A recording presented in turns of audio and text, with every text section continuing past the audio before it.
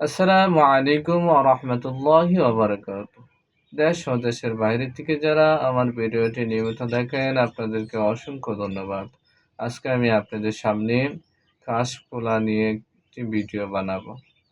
রোগীর চোখের সামনে আপনি কিভাবে রোগীর সমস্যাগুলো দেখাবেন, রোগীর কাশ কিভাবে খুলবেন, তার অন্তঃচক্ষু কিভাবে খুলবেন, ইনশাআল্লাহ খুবই পরীক্ষিত একটি আমল আমি আপনাদের সামনে বলবো। তো প্রথমত হচ্ছে আপনারা কি করবেন, দরুদ শরীফ আপনি 11 বার পড়বেন, দরুদ ইব্রাহিম 11 বার পাঠ করবেন। রোগীকে উঁচু অবস্থায় বসাবেন।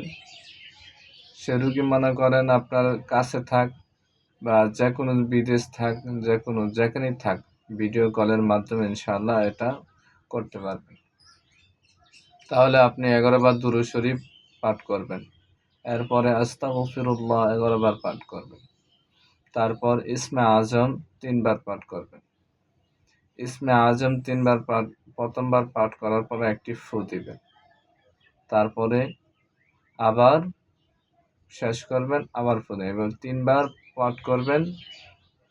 রোগীর চোখের সামনে ফু দিবেন 3 বার। তারপরে আপনি সূরা নাস পড়বেন 3 বার। একবার শেষ হবে, একটি ফু দিবেন। আবার ফু দিবেন, আবার 3 বার। 3 বার হলে 3টি ফু দিবেন।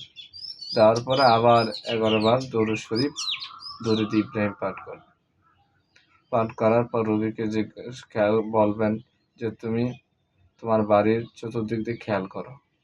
তুমি কোথায় দেখতে পাচ্ছ, তোমার চোখের সামনে কি ভাসতেছে, তোমার চোখের সামনে কোনো আলো আসছে কিনা, এভাবে জিজ্ঞাসা করবেন।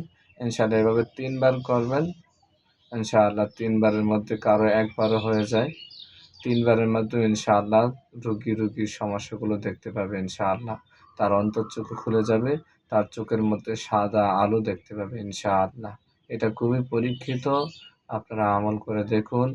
সম্মানিত মুদাব্বির রাখিগণ, আপনারা এগুলা করে দেখুন, ইনশাআল্লাহ অবশ্যই আপনারা ফায়দা পাবেন। আসসালামু আলাইকুম ওয়া রাহমাতুল্লাহি ওয়া বারাকাতুহু।